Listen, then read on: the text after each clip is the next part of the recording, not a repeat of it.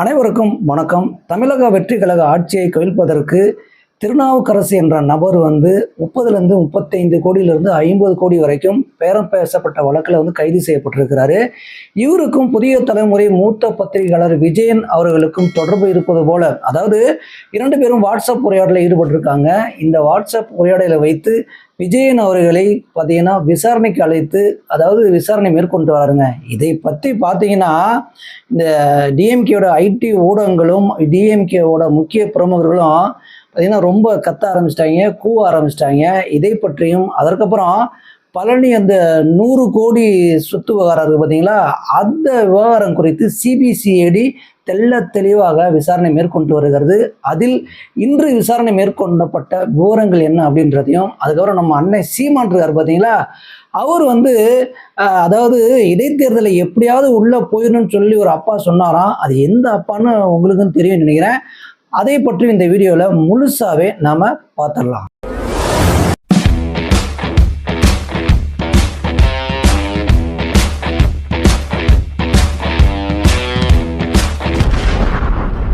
தமிழக வெற்றி கழக ஆட்சியை கவிழ்ப்பதற்கு திருநாவுக்கரசு ஈடுபட்டது நமக்கெல்லாம் தெரிஞ்ச விஷயம். திருநாவுக்கரசு மட்டும் இல்லைன்னு வச்சுங்க, ஏகப்பட்ட பேர் இதில் கைது செய்யப்பட்டு பார்த்தீங்கன்னா விசாரணை வளையத்தில் இருக்காங்க. சில பேர் சிறையிலும் அடைக்கப்பட்டிருக்கிறார்கள். இதில் இறுதியாக 14 பேர் கைது செய்யப்பட்ட தகவல் வெளியாயிடுச்சு. நேற்று இன்னும் 4 பேர் இது சம்பந்தமாக கைது செய்யப்பட்டு விசாரணை வளையத்துக்குள்ளே இருக்காங்க. இந்த ஒரு நிகழ்வு நடந்து கொண்டு இருக்க இந்த சூழ்நிலையில் தற்போது புதிய தலைமுறையோட பத்திரிகையாளர் விஜயன் அவர்கள் மீது வழக்கு தொடரப்பட்டது. அதாவது விசாரணை மேற்கொள்ளப்பட்டு வருகிறார்கள். அவரை அலக்களிக்கிறார்கள். பார்த்தீங்கன்னா ஒரு கருத்து சுதந்திரம் இல்லையா, ஏன் இப்படியெல்லாம் தமிழக வெற்றி கழக ஆட்சி பண்ணுகிறது, இதற்கு முந்தைய திமுக ஆட்சி தான் இப்படி பண்ணி கொண்டிருந்தது, இப்போது ஏன் தமிழக வெற்றி கழகமும் தொடர்ந்து கருத்து சுதந்திரத்துக்கு எதிராக நடந்து கொள்கிறார்கள் அப்படின்ற குற்றச்சாட்டை வைக்கிறாங்க. இதில் முழுசாக நடந்து என்ன நம்ம பார்த்துட்டு, இது கருத்து சுதந்திரத்துக்கு எதிராக தமிழக வெற்றி கழகம் நடக்குதா, இல்லை இங்கே இவர்கள் எதிராக குரல் கொடுக்குறார்கள் அப்படின்றதையும் நம்ம பார்த்துடலாம்னு வச்சுங்க. இதில் முக்கியமான ஒரு விஷயம் என்னன்னா, திருநாவுக்கரசு பார்த்தீங்கன்னா எல்லா ஊடகங்கள்லையும் பார்த்தீங்கன்னா போய் கலந்து கொண்டிருக்கிறார். பல உரையாடலில் கலந்து கொண்டு இருக்கிறார், இன்டர்வியூ அட்டன் பண்ணியிருக்கிறார். அதே போல் புதிய தலைமுறையிலும் நேர்பட பேசு அப்படின்ற நிகழ்ச்சியிலும் கலந்து கொண்டிருக்கிறார். அப்பொழுதுதான் விஜயன் அவர்களுக்கும் திருநாவுக்கரசுக்கும் நட்பு ஏற்பட்டிருக்கான். இந்த நட்பு ஏற்பட்ட சமயத்தில் தான் யார் திருநாவுக்கரசு தமிழக வெற்றி கழக ஆட்சி கவிழ்ப்பில் கைது செய்யப்பட்டிருக்கார். அப்பொழுது அது கைது செய்யப்பட்டதிலிருந்து அதற்கு முந்தைய நாட்களிலிருந்துமே புதிய தலைமுறை செய்தி தொடர்பாளர் விஜயன் அவர்களும் திருநாவுக்கரசும் வாட்ஸ்அப் காலில் பேசியிருந்திருக்காங்க. அதாவது நார்மல் காலில் பேசலாம், ஒன்றும் பிரச்சனை இல்லை. ஆனால் தொடர்ந்து வாட்ஸ்அப் காலில் பேசிட்டு வந்த விவகாரம் தற்போது தெரிய வந்திருக்குதுங்க. அப்போ ஒருத்தர் குற்றம் சாட்டப்பட்டு கைது செய்யப்படும் பொழுது, அதாவது திருநாவுக்கரசு கைது செய்யப்படும் பொழுது, இதில் அதாவது விஜயன் அவர்கள் மீது சந்தேகம் ஏற்பட்டு பார்த்தீங்கன்னா அவரே விசாரணைக்கு அழைச்சிருக்காங்க. அதாவது உளவுத்துறை மூலமாக ரிப்போர்ட் கொடுக்கப்பட்டிருக்கிறது. அதாவது விஜயனிடம் தொடர்ந்து பேசியிருக்கிறார் அப்படின்ற விஷயங்கள் பார்த்தீங்கன்னா சொல்லப்படுகிறது. அது மட்டும் இல்லாமல் தொடர்ந்து இருவரும் பேசிய விவகாரங்கள் வெளியிலும் கசிந்திருக்கிறது. இது தொடர்பாக காவல்துறை விஜயன் அவர்களை அழைத்து விசாரணை மேற்கொண்டிருக்காங்க. விசாரணை மேற்கொள்ளும் பொழுது பகலில் தாங்க விசாரணை மேற்கொண்டிருக்காங்க. திரும்ப விசாரிக்க வேண்டிய சூழ்நிலை வரும்பொழுது இரவு நேரத்தில் அழைக்க வேண்டிய கட்டாயம் ஏற்பட்டு இரவு நேரத்தையும் அழைச்சிருக்காங்களாம். அப்புறம் என்ன பண்ணியிருக்காங்களாம், திருப்பி அவர் மொபைலில் எல்லா விஷயங்களையும் சேகரித்து வைத்த விஷயங்கள் எல்லாம் தேவைப்படும் சூழ்நிலை எல்லாத்தையும் ஆய்வு மேற்கொள்வதற்கு எடுத்திருக்காங்க. இதை என்ன சொல்கிறாங்கன்னா, தனிப்பட்ட முறையில் எப்படி அவர் ஃபோனை பார்த்தீங்கன்னா காவல்துறை அபகரித்து அந்த விஷயங்களை, அதாவது ஒரு செய்தியாளர் அப்படின்ற போது பார்த்தீங்கன்னா அவர் ஏகப்பட்ட விஷயங்களை சேகரித்து வைத்திருப்பார். இது ஊடகங்களுக்கு எதிராக காவல்துறை செயல்படுகிறது. அதை எப்படி இவர்கள் அந்த தகவல்களை எடுக்கலாம் அப்படின்ற ஒரு கேள்வி முன் வச்சிருக்காங்க. ஆனால் சந்தேகம் ஏற்படும் பொழுது இது சாதாரண விஷயம் கிடையாது. நீங்கள் தமிழக வெற்றி கழக ஆட்சியை கவிழ்க்க வர அளவுக்கு நீங்கள் போவீங்க அப்படின்னா, நீங்கள் மொபைலை வாங்கி செக் பண்ணால் தப்பு அப்படின்னா, இது என்ன ஏதோ ஒரு திருட்டு வழக்கு இல்லை ஏதோ ஒன்று பண்ணிட்டாங்க, சும்மா ஏதோ ஒரு பேச்சு வழக்கில் சண்டை வந்துருச்சு அப்படின்னாவே அந்த வழக்கே வேற விதத்தில் பாயும். அப்படி ஆட்சி கவிழ்ப்பில் ஈடுபடும் பொழுது ஃபோனை வாங்கி அவர் செக் பண்ணது தவறு அப்படின்னு சொல்கிறதுக்கு இங்கே நிறைய பேர் வந்து பார்த்திங்கன்னா வந்துட்டாங்க, அதுவும் கூவ ஆரம்பிச்சிட்டாங்க வச்சுங்களேன். அப்படி இருக்கும் சூழ்நிலையில் இப்போது என்ன சொல்கிறாங்கன்னா, அடுத்து விஜயன் அவர்கள் வந்து எல்லா ஆடியோ வீடியோவும் காமித்து விட்டார். அப்படி இருக்கும் பொழுது எதற்கு நீங்கள் வந்து ஃபோனை வாங்கி பார்த்தீங்கன்னா ஆய்வு செய்ய வேண்டும், தரவே இல்லை அப்படின்னு சொல்கிறாங்க. ஆனால் 2 நாட்களாக அலக்கழித்து கொண்டு இருக்கிறார்கள். அதாவது ஜூலை 15ஆம் தேதி வந்து சம்மன் கொடுக்கப்பட்டார்கள். உடனே விஜயன் அவர்கள் வந்து ஆஜராகி விசாரணைக்கு ஒத்துழைத்தார். ஆனால் இன்னும் 2 நாட்களாக அலக்கழித்து கொண்டு இருக்கிறார்கள், விசாரணைக்கு வர சொல்லிகிட்டே இருக்காங்க அப்படின்ற விஷயங்களை பார்த்தீங்கன்னா புதிய தலைமுறை ஊடகங்களும் வெளிப்படுத்துகிறது.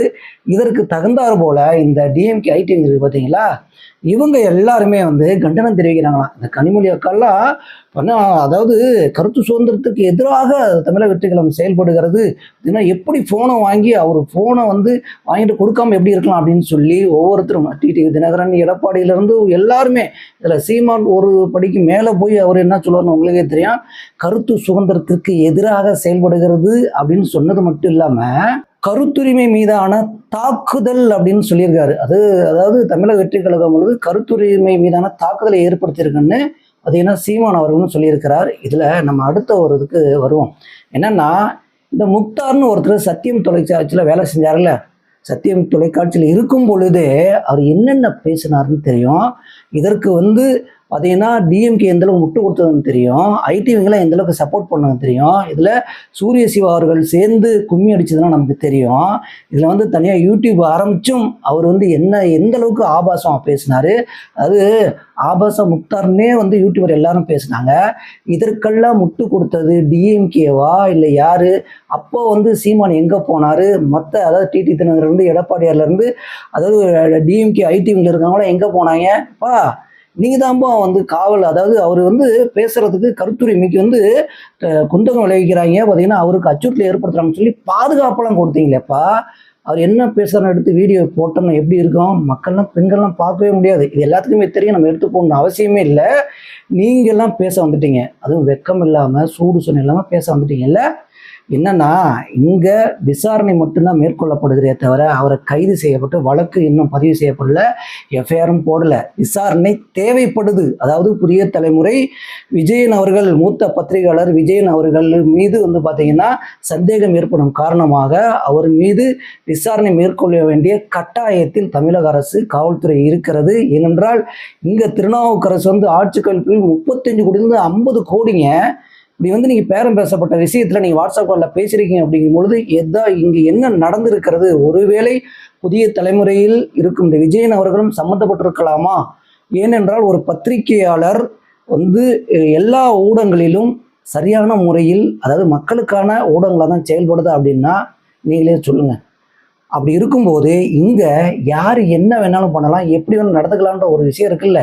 அப்போது நீங்கள் சாதாரண ஒருத்தர் வந்து இந்த மாதிரி ஆட்சி கவிழ்ப்பில் ஈடுபடும் பொழுது என்ன பிரச்சனை வரும்? ஒரு ஊடகத்தில் இருக்கும்போது, அதுவும் வந்து பெரிய மீடியாவில் இருக்கிறவர்கள் வந்து ஒருவேளை இதில் சம்மந்தப்பட்டிருந்தால் என்ன நடக்கும், எங்கெங்கெல்லாம் இந்த விஷயங்கள் கசிஞ்சிருக்கும், எந்த அளவுக்கு இந்த விஷயங்கள் பூதாகரமாக்கப்படும், பெருசாக்கப்படும், உண்மையாக இருந்தால் சொல்கிறேன்.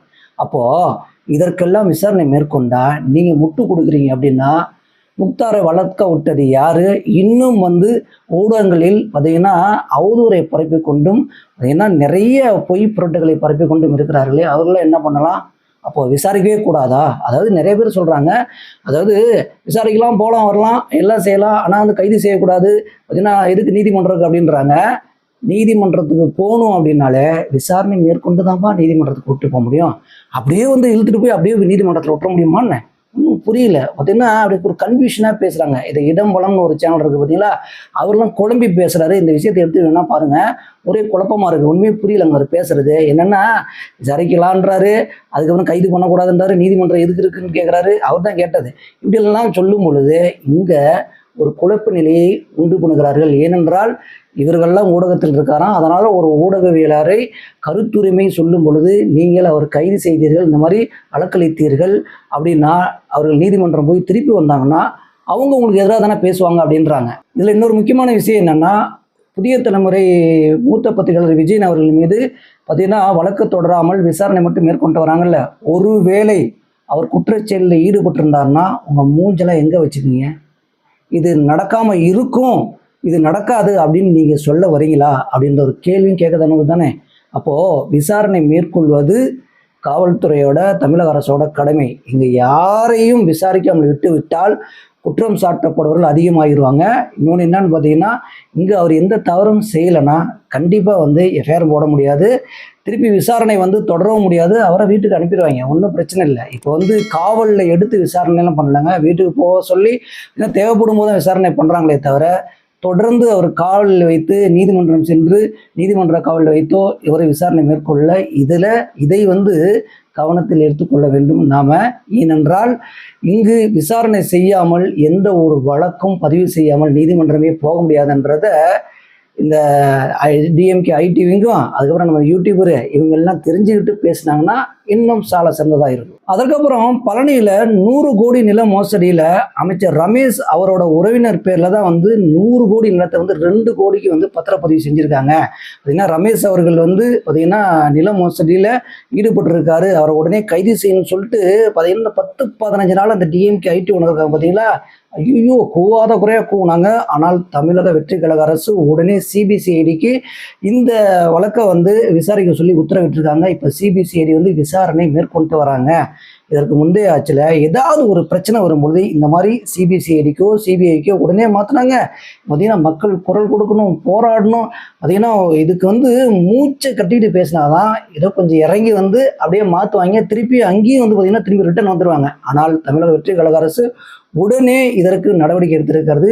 இதுல சிபிசிஐடி அஜய் தங்கம் தலைமையில 5 பேர் கொண்ட குழு நிர்ணயித்து விசாரணை மேற்கொண்டு வராங்க. இவர்கள் இன்று விசாரணையை ஆரம்பிக்கும் பொழுது மனுதாரர் முருகதாசிடம் இருந்து ஆரம்பித்து பார்த்தீங்கன்னா இதற்கு சம்பந்தப்பட்ட, அதாவது பத்திரப்பதிவு சம்பந்தப்பட்ட, இதற்கு முன்னாடிங்க இப்போ இல்லை, இதற்கு முன்னாடி பத்திரப்பதிவுக்கு சம்பந்தப்பட்ட, அதாவது ஓய்வு பெற்ற தாசில்தாரிடமும் ஓய்வு பெற்ற விஏஓவிடமும் துருவி விசாரணை மேற்கொண்டு வந்திருக்காங்க. இதில் என்னென்ன நடந்துச்சு, அதாவது மூலாதார பத்திரம் யாரிடம் இருந்தது, அதற்கப்புறம் பத்திரப்பதிவு செய்யப்பட்டது யார், அதற்கப்புறம் இந்த பத்திரப்பதிவு யாரிடம் செய்யப்பட்டது, இந்த பத்திரப்பதிவு சம்பந்தமாக பார்த்தீங்கன்னா லீஸ் எதுவும் இடப்பட்டதா, உயில் எழுதும் எழுதப்பட்டிருக்கிறதா, தற்போது இந்த பத்திரப்பதிவு யாரிடம் செய்தது, எப்படி நடந்தது, எந்த தேதியில் நடந்ததுன்னு சொல்லி பார்த்தீங்கன்னா துருவி கேட்டிருக்காங்க.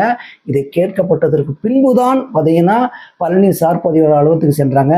அங்கே போய் தான் பார்த்தீங்கன்னா அந்த சார் பதிவாளர் அலுவலகத்திலேயே விசாரணை மேற்கொண்டிருக்காங்க. அப்போ அங்கே போனது என்ன தான் பண்ணியிருக்காங்க, அங்கே இருக்க சிசிடிவி காட்சி ஆய்வு செஞ்சுருக்காங்க. ஜூலை 6ஆம் தேதி தான் அந்த பத்திரப்பதிவு நடந்திருக்கிறது. ஜூலை 6ஆம் தேதி அந்த அலுவலகத்தில் யாரெல்லாம் வேலை செஞ்சாங்க, யாரெல்லாம் இருந்தாங்க அப்படின்றத முதல்ல தகவல் எடுத்துட்டாங்க. 6ஆம் தேதி பத்திரப்பதிவு செய்யும் போது அங்கே சார் பதிவாளராக இருந்தவங்க யார் அப்படின்னு பார்த்தீங்கன்னா ஜஸ்டின் மணிகண்டன் அவர்கள். ஆனால் அங்கே நிரந்தரமாக இருந்தவங்க யார் அப்படின்னா ஈஸ்வரி அவர்கள் ஏன் அன்றைக்கு பார்த்து லீவு போட்டாங்க, அன்னைக்கு ஏன் இந்த பத்திரப்பதிவு நடந்தது அப்படின்ற ஒரு கேள்வியுடன் பார்த்தீங்கன்னா இந்த விசாரணை மேற்கொண்டிருக்காங்க. அதுவும் கொடைக்கானலிருந்து இணை சார் பதிவாளர் வரவழைக்கப்பட்டது ஏன், அப்போ திட்டமிட்டு சதி செய்வதற்காக இந்த நிகழ்வு நடந்ததா அப்படின்ற கேள்வியை முன்வைத்திருக்கிறார்கள். ஏன்னா ஈஸ்வரி அது வரைக்கும் வேலை செஞ்சுட்டு இருக்காங்க. அன்னைக்குன்னு லீவு போட்ட நாளைக்குன்னு, அதாவது அவங்க லீவ் போடுற நாளை பார்த்து இந்த பத்திரப்பதிவு நடந்துச்சா, இல்லை லீவ் போட சொல்லி அந்த ஜஸ்டின் மணிகண்டன் அவர்கள் பார்த்தீங்கன்னா இந்த பத்திரப்பதிவு எல்லாம் மேற்கொண்டாரா அப்படின்ற கோணத்தில் விசாரணை மேற்கொள்கிறாங்க. இதுதான் விசாரணை. அதாவது நீங்களாம் கேட்டீங்க பார்த்தீங்களா கேள்வி, அதாவது ரமேஷ் அவர்கள், அமைச்சர் ரமேஷ் அவர்கள் தான் இதற்கு காரணம், அவர் உறவினர் தான் காரணம் சொன்னீங்கல்ல, அது உறவினராக இருந்தானே யாராக இருந்தா என்ன, இங்கே கேள்வி கேட்டாங்க சிபிசிஐடி ஏன் லீவு போட்டாங்க, ஏன் அவர் வந்தார், அன்னைக்கு திட்டமிட்டு நடக்கப்பட்டதா அப்படின்ற கோணத்தில் விசாரணை செஞ்சாங்க தெரியுமா. இப்போ மாட்டுவாங்க, அடுத்தடுத்த விசாரணை நடக்கும்போது மாட்டுவாங்க. அதற்கப்புறம் பார்த்தீங்கன்னா பத்திரப்பதிவு நடந்த நாள் மட்டும் இல்லைங்க, அதுக்கு முந்தைய நாளையும் எடுத்து, அதாவது ஒரு வார காலமாக இருக்கிற சிசிடிவி ஃபுட்டேஜையும் எடுத்து பார்த்துருக்காங்க. ஏன் அப்படின்னு பார்த்தீங்கன்னா இதற்கு முந்தைய நாள்லேயே அவங்களாம் அங்கே வந்தாங்களா, அந்த சார் பதிவாளர் அதாவது இந்த ஈஸ்வரியை சந்தித்து பேசினாங்களா, இல்லை அந்த இணை சார் பதிவாளரை சந்தித்து பேசுவதற்கு அவர் இங்கே வரவழைக்கப்பட்டார், அப்பையும் இவங்களாம் சந்தித்து பேசினாங்களா இல்லையா, அங்கே என்ன நடந்துச்சுன்றதை ஃபுல்லாக ஆய்வு மேற்கொண்டிருக்காங்க. இந்த ஆய்வு தகவல் எல்லாம் எடுத்துக்கொண்டு அந்த விசாரணை மேற்கொண்டு இந்த சிசிடிவி ஃபுட்டேஜ் எல்லாம் அப்படியே எடுத்துகிட்டு போயிருக்காங்க. அடுத்த கட்ட விசாரணை தொடரும் அப்படின்னு சொல்லிட்டு போயிருக்காங்க. அடுத்த கட்ட விசாரணையில் இந்த உண்மை நிலவரம் தெரிய வரும். அதுக்கு முன்னாடி நீங்கள் தொண்டை தண்ணி போக கத்தி கத்தி பார்த்தீங்கன்னா தமிழக வெற்றி கழகத்தின் மீது ஏன்ப்பா அவதூறை பரப்புறீங்க? கடைசியில் இந்த அவதூறு பரப்புனதுக்கு சொல்யூஷன் தமிழக வெற்றி கழகமே கொடுக்க போகுது. நீங்கள் அவதூறு பரப்புறத தொடர்ந்துக்கிட்டே இருக்கிறத விட போகிற மாதிரியே தெரியல.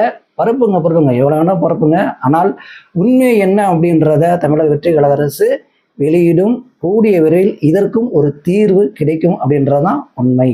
இதில் அடுத்ததாக பார்த்தீங்கன்னா நம்ம அண்ணன் சீமான் அவர்கள் கரூரில் மாணவர்களிடையே உரையாற்றினார். அவர் உரை எப்பயுமே சிறப்பாக தான் இருக்கும். ஆனால் அதற்கு பின்னாடி பல உள்குத்து வெளிக்குத்து இதெல்லாம் போட்டு தான் பேசுவார்னு வச்சுங்களேன். மாணவர்களுக்கு நல்ல கருத்துரை தான் வழங்கினார். இதை நான் ஆரம்பத்திலே சொல்லிக்கிறேன். அதாவது அரசியல் வேண்டாம் வேண்டாம் என்று சொல்லி ஒதுங்குவதை விட அரசியல் நாம் இருக்கிறோம், அரசியல் தான் நடந்து கொண்டிருக்கு, அதுக்குள்ளே தான் நம்ம இருக்கிறோம் அப்படின்னு தெரிஞ்சுக்கிட்டு இருந்தால் சிறப்பாக இருக்கும். இதை மாணவர்கள் புரிந்து கொள்ள வேண்டும். ஏனென்றால் இங்கே பார்த்தீங்கன்னா பிறப்பு சான்றிதழ் முதல் இறப்பு சான்றிதழ் வரை பார்த்தீங்கன்னா அரசியல் தான் நடந்து கொண்டு இருக்கிறது. இது இடையில் நீங்கள் கல்வியை தரமாக கற்றுக்கொண்டால் நீங்கள் அதாவது அரசு அலுவலராக போனாலுமே அங்கேயும் அரசியல் தான் நடந்துகிட்டு இருக்கு அப்படின்ற ஒரு விஷயத்தை ஆழமாக மாணவர்களிடம் பதிவு செஞ்சார். அதற்கப்புறம் ஒரு விஷயத்த சொன்னார். அது என்னன்னா, தமிழன் என்ற ஒரு இனம் உண்டு, அவனுக்கு தனித்த ஒரு குணம் உண்டுன்னு சொல்லியிருக்காரு. அதுவும் உண்மைதாங்க. தமிழனுக்கு எப்பயுமே ஒரு தனி குணம் உண்டு. ஆனால் அந்த தனி குணம் இருக்குது பார்த்தீங்களா, அதை சீமான் அவர்கள் எப்படி பயன்படுத்துகிறார் அப்படின்னா தனக்கு சாதகமாகவே பயன்படுத்திக்கிறாரு, தனக்கு சாதகமாகவே பேசுவார். என்னன்னா தமிழ் தேசியத்தை பற்றி பேசுகிறேன்னு சொல்லிட்டு அப்படியே எல்லாத்தையும் திராவிடத்துக்குள்ளே கூப்பிட்டு போயிட்டாருங்க. அதுதான் பிரச்சனையே. அதாவது இப்போ மாணவர்களோட சொன்ன கருத்து நம்ம ஏதாவது சொன்னோமா, தமிழ் குணத்தை ஏதாவது சொன்னோமா, இந்த குணமெல்லாம் இருக்குது. ஆனால் நீங்கள் என்ன பண்ணுகிறீர்கள்? தமிழ் தேசியத்தை பேசி பேசி ஒவ்வொருத்தரிடமும் தமிழ் தேசிய உணர்வை ஏற்படுத்தி விட்டு இப்போ திராவிட உணர்வை ஏற்படுத்துறதுக்கு துணிறீங்க. இதற்கும் அவங்க என்ன பண்ணுறாங்கன்னா உங்களை பிடிக்கும் அப்படின்றதுனால சப்போர்ட் பண்ண ஆரம்பிச்சுட்டு இருக்காங்க. இதுதான் ரொம்ப வருத்தமாக இருக்கிறது. இதில் சீமான் என்ன சொன்னார்னா, அதில் இங்கே முக்கியமாக அந்த கருத்தை தெளிவுபடுத்துறாரு. அதாவது நீங்கள் மாணவர்களுக்கு கருத்து சொன்ன போனீங்களா, அந்த இடத்துல அரசியல் பேசுகிறேன்னு சொல்லிட்டு நம்ம சொன்ன மாதிரி திராவிடத்தையும் உள்ள புகுத்துறது, அது மட்டும் இல்லாமல் தேர்தல் பிரச்சாரத்தை மேற்கொள்றது. இது இந்த புத்தி என்ன சொல்றது? அது என்ன சொன்னாருன்னா, அதாவது வரும் இடைத்தேர்தலில் சிரிச்சுக்கிட்டே எப்படியாவது சட்டசபைக்குள்ள போயிடு அப்படின்னு சொல்லி எங்க அப்பா சொன்னார் அப்படின்றாரு. அது அவங்க அப்பா யாரை சொல்றாரு அப்படின்னு பார்த்தீங்கன்னா பாரதி ராஜாவை சொல்றாரு. அதாவது அவர் இறந்துட்டார் பார்த்தீங்களா, அதுக்கு முன்னாடியும் சொன்னாராம், எப்படியாவது உள்ள போயிடுறா, எப்படியாவது ஒரு 50 பேர்த்த கூட்டிட்டு போயிடுவேன்னு நினைச்சேன், ஆனால் நீ ஒருத்தம் கூட போக முடியல, எப்படியாவது நீ போயே ஆகணும்னு சொல்லி இறப்பதற்கு முன்னாடி சொன்னார். இப்பயும் இறந்ததுக்கு அப்புறம் என்கிட்ட சொல்லிட்டு இருக்காரு. அதாவது ஓமையா சொல்றாருன்னு வச்சுங்களேன் அப்படின்னு சொல்றாரு. நாமளாம் அதாவது நான் என்ன நினைச்சேன் கேட்கும் பொழுது, நம்ம அப்பா அதாவது முத்துவேல் கருணாநிதி ஸ்டாலின் தான் சொல்கிறாருன்னு நினச்சேங்க. ஏன்னா இல்லை அப்படியே பார்த்தீங்கன்னா உண்மையை சொல்லிட்டாப்புல பாரதி ராஜாவை. ஆனால் பாரதி ராஜா சொன்னது உண்மை தான். அந்த வீடியோவும் அப்பொழுது வெளியானதுன்னு வச்சுங்களேன். அப்போது நீங்கள் இல்லை பாரதி ராஜா அவர்கள் சொன்ன விஷயங்களை சொல்லியிருக்கீங்க, ஓகே. ஆனால் இந்த முத்துவேல் கருணாநிதி ஸ்டாலின் இடைத்தேர்தலில் அதாவது பொது வேட்பாளரால் நிற்க வச்சு உங்களை உள்ளே அனுப்புவதற்கு தயாராக இருந்தாரா இல்லையா? அந்த அப்பா சொன்னது உணர்வுபூர்வமா, அதாவது பாரதி ராஜா அவர்கள். ஆனால் இந்த அப்பா திராவிட அப்பா உங்களை தமிழ் தேசியத்தில் திராவிடத்தை கலந்து உங்களை அனுப்புவதற்கு ரெடியாக இருந்தாரா இல்லையா? நீங்களும் போகிறதுக்கு தயாராக இருக்கீங்களா இல்லையா? அங்கே போய் என்னத்தை பண்ண போகிறீங்க? திருப்பியும் நீங்கள் அதாவது மக்களுக்காகவும் தமிழ் தேசியத்திற்காகவும் பேசணும் அப்படின்னா தனித்தே தான் நான் நிற்பேன், தனித்தே தான் போராடுவேன்னு சொல்லிட்டு இங்கே திராவிடத்தோட உறவுகளை மேற்கொண்டு, அதாவது பார்த்தீங்கன்னா நல்லிணக்கத்தை மேற்கொண்டு நீங்கள் திருப்பி பொது வேட்பாளராக நின்று சிரிச்சுக்கிட்டே சட்டசபையில் போய் அங்கே உண்மையிலுமே நான் சொல்கிறேன், தமிழ் தேசியத்தையும் மக்களுக்காகவுமா பேசுவீங்க? திராவிடத்தை பற்றி நீங்கள் பேசவே மாட்டீங்க. நீங்கள் பேசலைன்னா அதாவது நீங்கள் சொன்னீங்களே அப்பா, அதாவது இந்த அப்பா முத்துவேல் கருணாநிதி ஸ்டாலின் அப்பா அவங்கள சும்மா விட்டுருவாங்களா? அதையும் நாங்கள் பொறுத்திருந்தே பார்க்குறோம். வீடியோவோட இறுதி பகுதியில் ஒரு முக்கியமான விஷயத்தை கூறிட்டு முடிச்சுக்கலாம்னு நினைக்கிறேங்க. இதில் முக்கியமான விஷயம் என்னன்னு பார்த்தீங்கன்னா, இந்த ஆம்னி பேருந்து பர்மிட் வாங்குற விஷயம் இருக்குது பார்த்தீங்களா. இந்த பர்மிட் வாங்குற விவகாரத்தில் டிஎம்கே ஆட்சியில் 1 வருஷம் அலக்களிக்கப்பட்டு 3லேருந்து 5 லட்சம் லஞ்சம் கொடுத்தா தான் பர்மிட்டே தருவாங்க அப்படின்னு சொல்லி பார்த்தீங்கன்னா ஆம்னி பஸ்ஸு பேருந்து உரிமையாளர்கள்லாம் சொன்னாங்க. ஆனால் தமிழக வெற்றிகர அரசில் ஒரே நாளில் பர்மிட் வாங்கிட்டோம், ₹1 கூட காசு வாங்கணும்னு பதிவு பண்ணியிருக்காங்க. இந்த விஷயங்கள் எங்கேயாவது வெளியில் ஊடகங்களில் பார்த்தீங்கன்னா பரபரப்பான ஒரு செய்தியாக பேசப்படுகிறதா? ஏன்னா ஒரு பஸ்ஸுக்கு நீங்கள் 5 லட்சம் அப்படின்னா இவர் பார்த்தீங்கன்னா இப்போ 1 மாதத்துலேயே 500 பஸ்ஸுகள் பர்மிட் வாங்கியிருக்காங்க, ₹1 கூட இல்லைன்னு சொல்லி. அப்போ ஒரு பஸ்ஸுக்கு 5 லட்சம்னா 500 பஸ்ஸுக்கு எவ்வளோன்னு நீங்கள் பார்த்துங்க, கிட்டத்தட்ட 5 கோடிக்கு மேலே வருதுங்க. அப்போது இங்கே எந்த அளவு கொள்ளடிச்சிருக்காங்கன்னு பாருங்கள். ஆனால் இந்த விஷயங்களில் ஊடகங்களில் மக்களிடம் போய் சேர்ற மாதிரி சொல்லுங்கன்னா மேம்போக்கு அப்படியே சொல்லிட்டு போகிறது. இந்த டிஎம்கே ஐடி ஊடகங்கள் அவதூறு படுறது பார்த்தீங்கன்னா அதை மட்டும் பார்த்தீங்கன்னா ஃபோக்கஸ் பண்ணி மக்கள்கிட்ட கொண்டு போய் சேர்க்கறது. ஏன்னா இவங்களுக்கு இதே பொழப்பு தானே. என்ன நீங்கள் பார்த்தீங்கன்னா அவதூறு பரப்பி பொழப்பு நடத்தலாம், மக்களை ஏமாத்தலாம் நினச்சாலுமே பொய்யாயிடும். ஏனென்றால் நான் திரும்ப ஒரு விஷயத்த சொல்லிக்கிறேன்.